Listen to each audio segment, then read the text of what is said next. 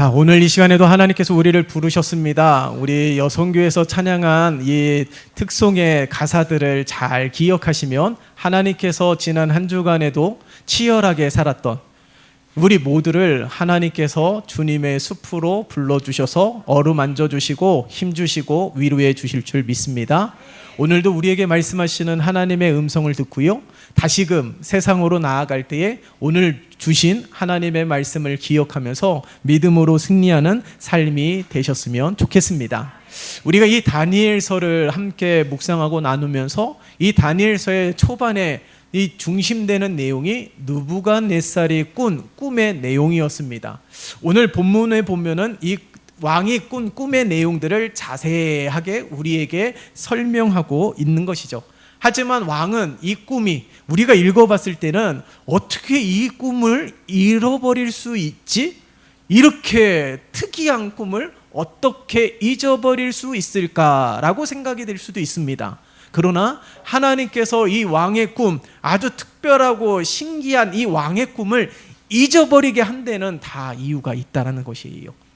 그를 통하여서, 이 일을 통하여서 다니엘을 사용하시고 다니엘을 통하여서 하나님의 놀라운 계획과 섭리와 뜻을 세워가시는 것을 볼 수가 있습니다. 자, 그렇다면 우리가 이 꿈의 내용을 통하여서 왜 하나님께서는 잊게 하시고 그것을 다니엘을 통하여서 듣게 하시며 그 꿈이 어떤 의미를 가지고 있는지에 대하여서도 발견할 수 있게 하시는 데에 어떤 의미가 있는지, 오늘날 우리에게는 이 꿈의 내용과 무슨 상관이 있는 삶을 살아가고 있는지 우리가 함께 말씀을 통하여 살펴보고자 합니다. 먼저 이 오늘 본문의 말씀 가운데 왕이 꾼 꿈의 내용들이 기록되고 있죠. 그 꿈의 내용들을 보면 거대한 신상이 등장을 합니다. 근데 그 신상의 머리는 순금으로 되어 있고 가슴과 팔은 은으로 되어 있고 배와 넓적다리는 놋새로 되어 있고 무릎 아래는 새로 되어 있으며 발은 진흙과 새가 섞여 있는 아주 희귀한 모양을 하고 있습니다. 그런데 갑자기 돌 하나가 어디에서 날아와서 이 거대한 신상을 부셔뜨렸습니다. 그리고 그 부셔뜨린 그 돌 하나가 온 세상을 가득 채웠다라고 그 꿈의 내용을 오늘 성경을 통하여 우리에게 증거하고 있어요. 자, 우리가 이렇게 들으면 이 꿈이 무슨 의미가 있는지, 또 이 꿈을 어떻게 해석해야 되는지 알 수가 없을 것입니다. 그러나 하나님께서 은밀한 중에 다니엘에게 이 꿈을 보여주시고 이 꿈을 해석하여서 이 다니엘이 하나님께서 허락하여 주신 지혜로 말미암아 이 왕에게 꿈을 해석해 보입니다. 그래서 이 금으로 된 신상은 바로 느부갓네살 왕을 상징하고 있고, 나머지 부분은 앞으로 등장하게 될 나라를 상징하고 있다라고 증거하고 있어요. 자, 그렇다면 오늘 이 꿈의 내용은 하나님이 전하고자 하는 내용은 두 가지 내용입니다. 하나는 무엇일까요? 이 거대하고 화려해 보이는 이 신상과 같은 세상이지만 절대로 영원하지 않다라는 것이 하나입니다. 또 다른 하나는 무엇이냐면 하나님이 주권적으로 이 세상 나라를 심판하시고 영원한 하나님의 나라를 세울 것임을 오늘 이 꿈의 내용을 통하여 우리에게 증거하고 있다라는 사실이에요. 그렇다면은 왕의 꾼 꿈의 내용을 통하여서 한 가지 중요한 사실을 발견할 수가 있어요. 그것이 무엇이냐면 세상이라는 나라는 겉으로 보기에는 너무 화려해 보인 것 같지만 오늘 이 꿈의 내용, 발을 한쪽은 새, 한쪽은 진흙과 같이 세상은 화려해 보이고 영원히 망할 것 같지 않은 것처럼 보이지만은 그 발이 한쪽은 새, 한쪽은 진흙처럼 말씀하고 있는 것처럼 그 기초가 부실하다라는 거예요. 여러분 31절의 말씀을 보아도 왕 앞에 선 신상의 모습은 너무 화려합니다. 근데 밑으로 내려가면 내려갈수록 부실하다라는 것을 발견할 수가 있어요. 32절에 보면 아주 자세하게 설명하고 있잖아요. 머리는 순금이요, 가슴과 팔은 은이요, 배와 넓적다리는 놋새이고 무릎 아래로는 새이고, 일부는 새이지만 일부는 또 진흙. 이라는 것을 우리에게 증거하고 있습니다. 여러분, 이 거대한 신상, 위압감을 주는 이 신상이 정말 든든하게 서 있으려면 가장 중요한 부분이 어디일까요? 발이죠. 근데 한쪽 발은 새, 한쪽 발은 진흙이라는 것은 결코 튼튼하지 아니하고 기초가 부실하다라는 겁니다. 여러분, 우리가 살아가고 있는 이 도시 숲을 보면 화려한 건물들, 더 높은 아파트들 상당히 많이 있지 않습니까? 그러나 그 아파트, 그 건물들이 이 기초가 부실하여서 금이 가고 무너지게 된다라면은 그것은 재앙이 되는 것이죠. 세상도 이와 같다라는 것입니다.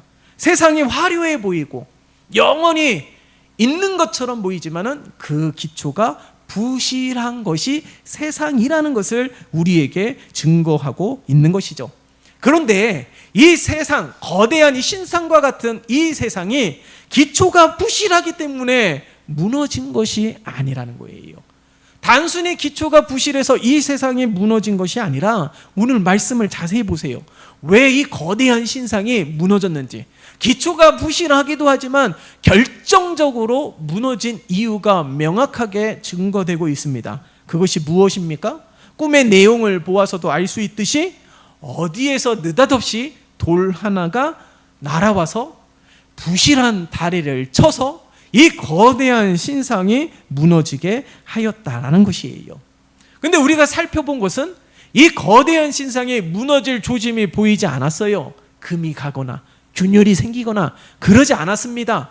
부실하지만 마치 거대하고 영원히 있을 것처럼 위협감을 보이고 있지만 느닷없이 날아온 돌 하나가 이 거대한 신상을 무너지게 했다라는 거예요. 사고가 아닙니다. 돌 하나로 인하여 무너진 것이죠. 사고로 이루어진 것이 아니라 의도되어서 이 신상이 무너지게 되었다라는 겁니다. 여러분, 예수님도 이 광야에서 시험을 받을 때에 온 세상을 보여주면서, 화려한 세상을 보여주면서 내게 절을 하면 이 세상을 모두 주겠다라고 이 마귀가 유혹을 하였습니다. 그 정도로 이 세상은 화려하고요. 이 화려한 세상 속에서 우리가 지위와 명예와 권력과 부를 누리기 위해서 주야로 얼마나 수고하고 애쓰고 있습니까? 현실의 삶도 그렇고 미래의 삶 가운데서도 늘 여러분들이 힘쓰고 애쓰고 염려하고 근심하고 걱정하고 수많은 일들을 계획하기도 할 것입니다. 그런데 이 화려한 세상은 기초가 부실하기 때문에 영원하지 않다라는 것을 우리가 기억해야 되는 것입니다. 그렇지만 이 세상이 영원히 무너지지 않을 것처럼 보여지지만 누가 하십니까? 하나님이 하시는 거예요. 하나님이 없는 이 화려한 세상을 무너지게 하시고 영원히 멸망하지 아니하고 하나님의 정의와 공의가 흐르고 하나님의 정의대로 공의대로 세우실 하나님의 영원한 나라를 세울 것임을 우리에게 말씀하고 있는 것입니다. 우리 주님은 도적같이 임하신다라고 말씀하셨어요. 아무도 모릅니다. 우리 주님이 언제 오실지, 심판의 때가 언제일지. 그러나 분명한 사실은 우리 주님은 반드시 오시고 심판의 때는 반드시 있을 것임을 우리에게 말씀하고 있다는 사실이에요. 그렇기 때문에 거대하고 화려한 세상 가운데서 살아가고 있지만 이 세상은 부실한 존재이고 영원한 하나님의 나라를 하나님께서 주도적으로 세우실 것임을 오늘 이 꿈을 통하여 우리에게 말씀하고 있다는 사실이에요. 그러나 이 꿈의 내용보다 더 주목해야 되는 것이 있습니다. 그것이 무엇이냐면 하나님보다 세상이 더 커 보이고 화려해 보이기도 하지만 사실 하나님의 주권 속에 있다는 사실을 우리는 명확하게 고백해야 된다는 거예요. 이 미국의 관세 전쟁으로 인해서 세계가 난리이지 않습니까? 힘이 있고 부가 있으면 세상도 다스릴 수 있다라는 것이 마치 보여지고 있는 것 같습니다. 그러나 하나님의 주권이 이 세상을 다스리고 있다는 사실을 우리는 분명하게 믿어야 될 줄 믿습니다.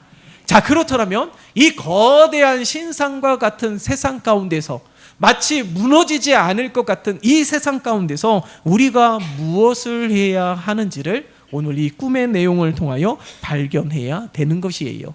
자, 그렇다면은 먼저 우리는 두 나라를 동시에 바라볼 수 있는 영안을 가지고 있어야 되는 것이에요. 여러분은 먼저 본문 31절의 말씀을 보세요.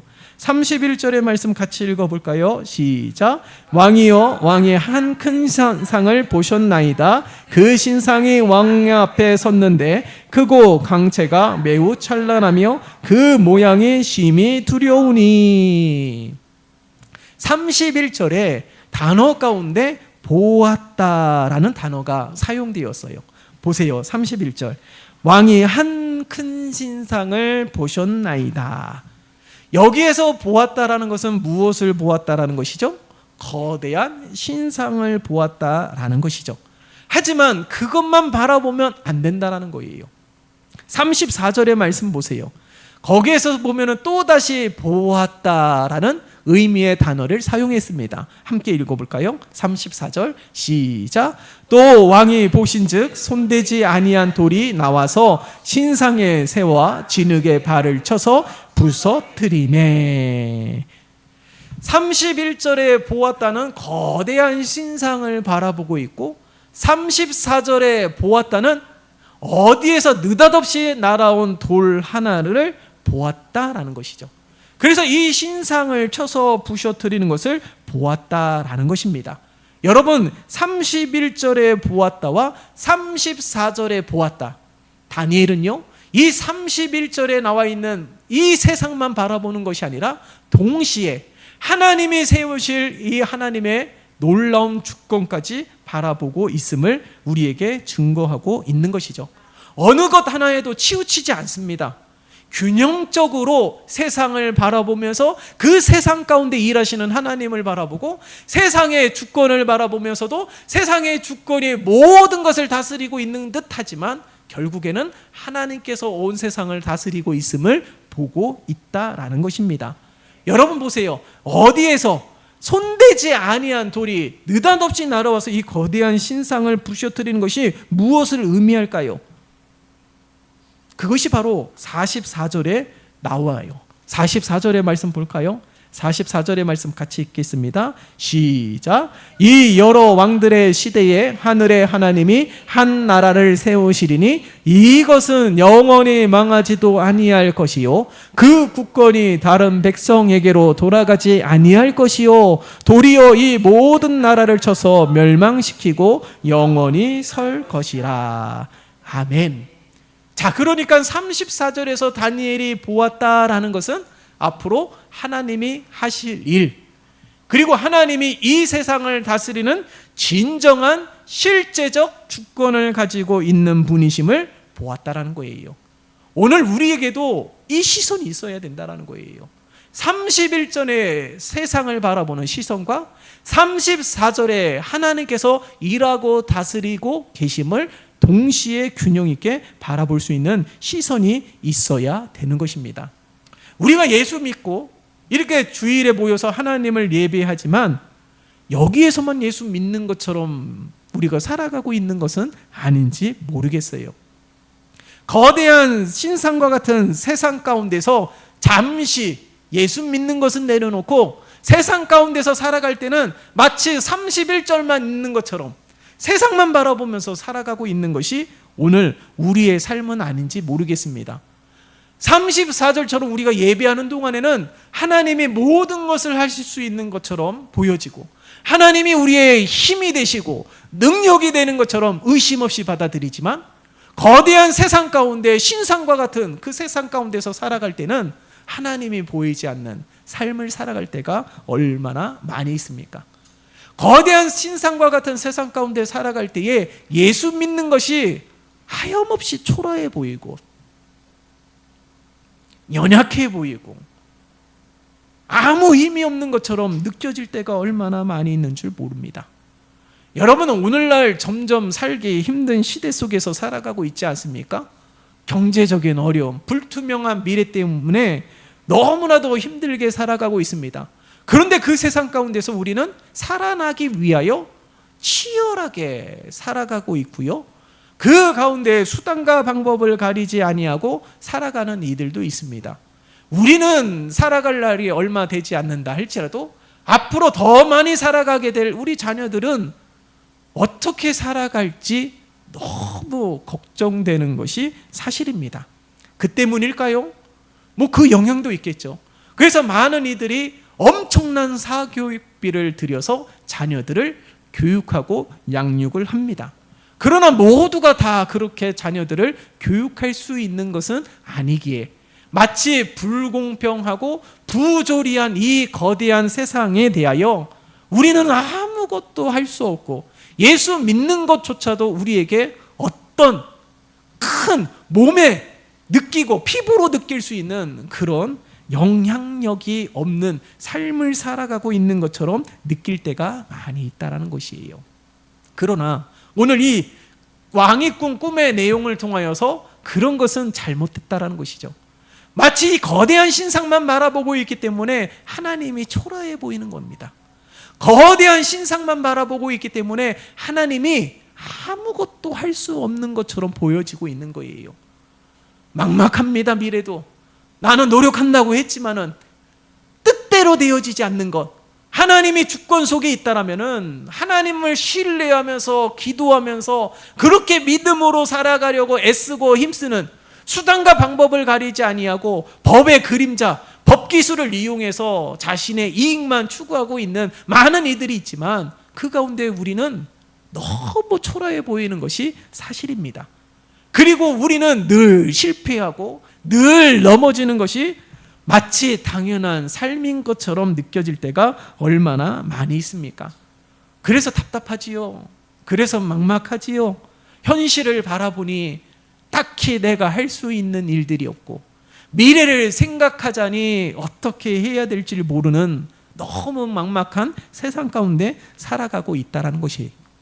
그러나 우리가 이렇게 염려하는 것도 근심하고 있는 것도 바로 세상만 바라보고 있기 때문에 그렇다는 겁니다.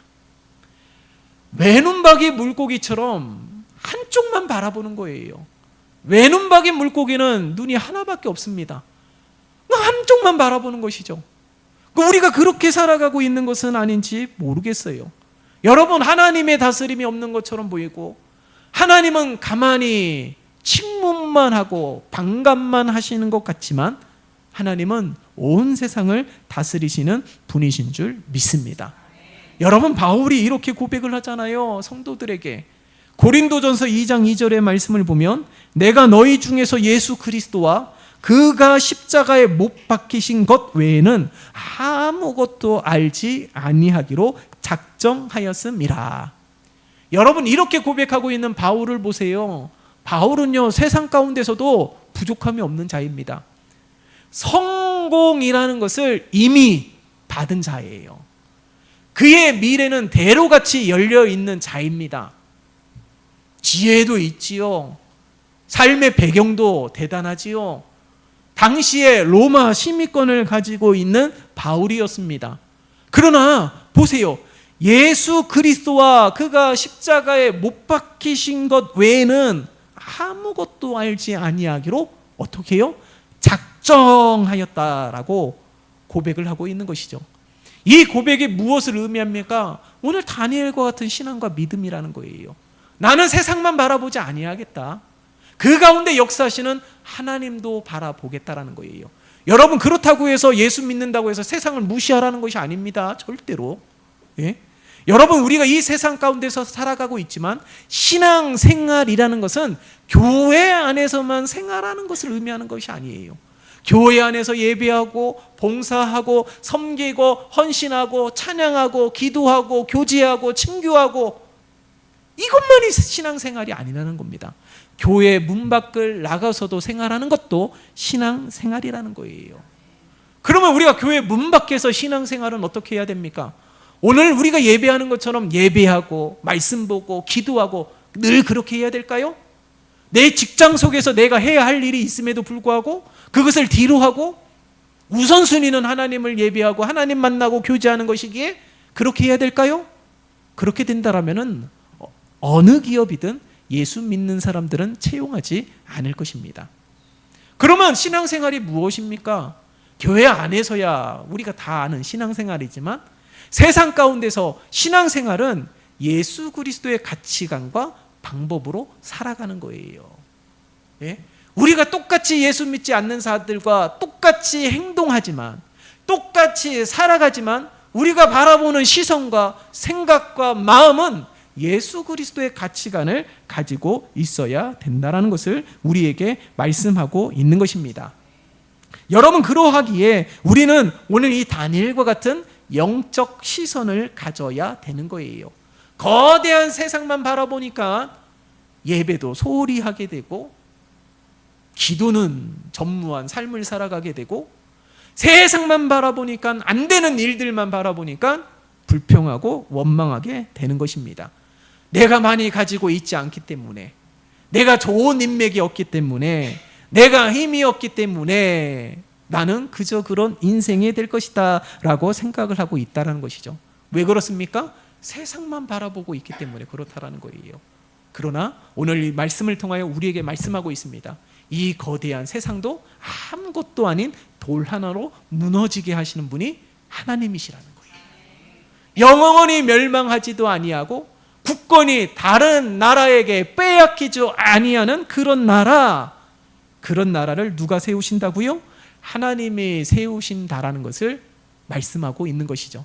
하나님이 언제 갑자기 작정하여서 그렇게 한 것이 아닙니다. 이미 오래전부터 계획한 일들을 하나님의 시간과 하나님의 때와 하나님의 계획대로 이루어가고 있음을 우리는 동시에 바라보아야 된다는 거예요. 그렇기 때문에 우리가 이 세상 가운데 살아가는 우리가 이 세상 가운데서만 살아가는 것이 아니라 하나님이 세우실 영원한 나라를 바라보고 소망하는 믿음으로 살아가야 될 줄 믿습니다.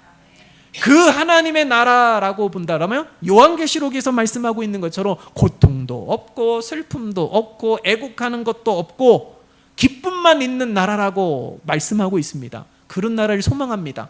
우리가 지금 누리지 못하지만은 그 나라에 들어갔을 때는 우리는 누릴 것이고 왕 같은 제사장으로서 하나님과 영원히 누리게 될 것이다 라는 말씀을 통하여 소망하고 위로를 받죠.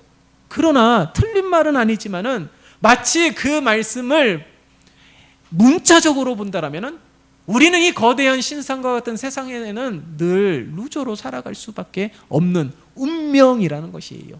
하지만 먼 훗날 주님이 오셨을 때는 우리는 왕 같은 자로서 은혜를 입게 된다는 것입니다. 이것이 틀린 말은 아니지만은 진정한 의미는 그것이 아니에요. 우리가 아무것도 할 수 없는 것 같은 이 세상 가운데서 살아가고 있고 불합리하고 부조리한 세상 가운데 살아간다 할지라도 그러면 우리는 늘 원망해야 됩니까? 아니라는 거예요. 하나님을 소망하는 자들은 그 가운데서도 기뻐할 수 있다는 겁니다. 하나님을 소망하는 자들은 그 가운데서도 길이 보인다라는 것이에요. 하나님을 소망하는 자들은 그 가운데서도 하나님이 세우신다라는 사실을 잊으면 안 되는 거예요. 그렇기 때문에 오늘 말씀을 통하여서 우리는 분명하게 기억하고 한쪽 세상만 바라보았던 외눈박이 물고기처럼 살아가고 있는 것이 아니라 아무리 힘들고 막막하고 힘없고 상처받는다 할지라도 어떻게 해요? 우리는 더욱더 하나님을 의지하는 삶이 되어야 됨을 우리에게 말씀하고 있는 것입니다. 우리가 이렇게 예배를 드릴 때는 성경을 볼 때는 하나님만 보입니다. 하나님이 어떻게 하셨는지만 보여요. 위대하게 안 되는 것을, 불가능한 것을 이루시고 행하시는 하나님이 보입니다. 그런데요, 놀랍게도 이 성경을 딱 덮고 이 성경을 손에 들지 아니하고 성경을 보지도 아니한 6일 동안의 세상 속에서 삶은요, 하나님이 없는 것처럼 보입니다. 왜 그럴까요? 너무나도 당연하지 않습니까? 하나님 바라보지 아니하고 세상만 바라보고 있기 때문에 그렇다라는 것이에요. 하나님이 다스리시는 영역은 교회 안에서만 다스리시는 것이 아니라 세상 가운데서도 하나님은 여전히 다스리고 계심을 우리는 기억해야 될 줄 믿습니다. 그렇기 때문에 신앙생활, 예수 믿는 것은 잘 먹고 잘 살기 위해서 그런 것이 아니에요. 만약에 그렇더라면은 왜 예수 믿는 사람이 사업에 실패할까요? 왜 예수 믿는 사람은 항상 안 될까요?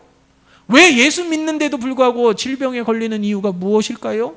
왜 크고 작은 문제들이 날마다 생겨나는 이유는 무엇일까요? 예수 믿는데, 예수 믿으면 복 받는다라고 말을 하는데 왜 그럴까요?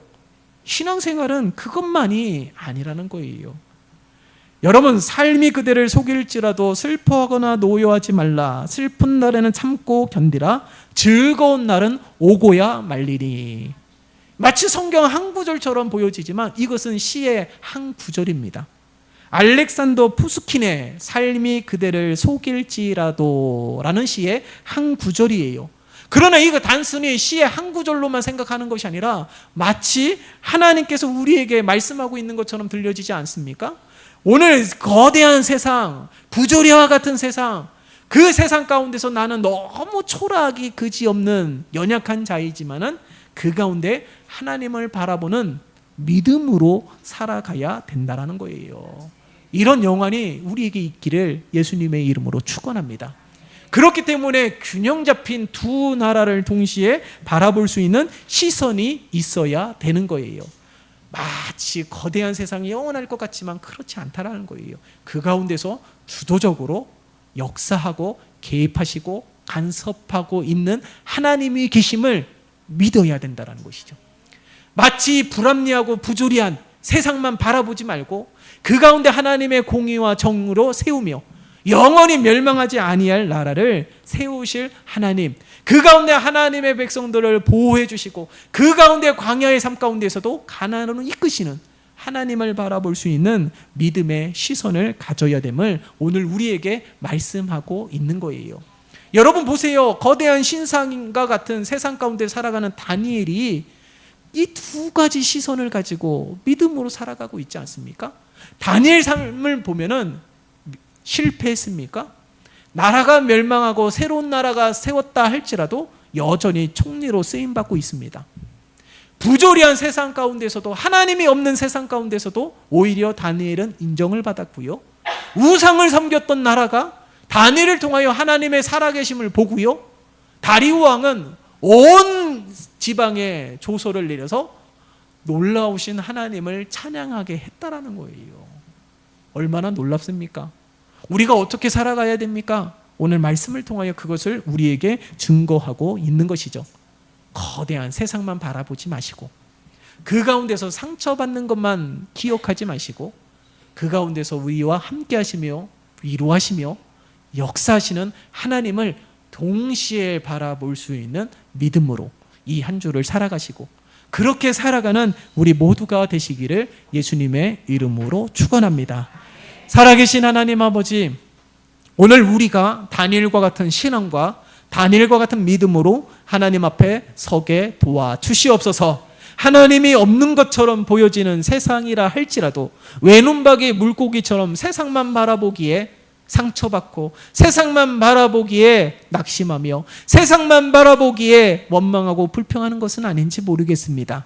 그 가운데 역사하시며 그 가운데 우리를 일으키시며 우리의 손을 잡고 이끄시는 하나님을 바라보게 도와주시옵소서.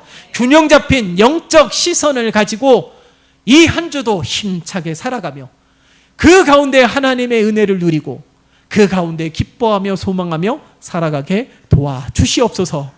예수 그리스도의 이름으로 기도드리옵나이다. 아멘.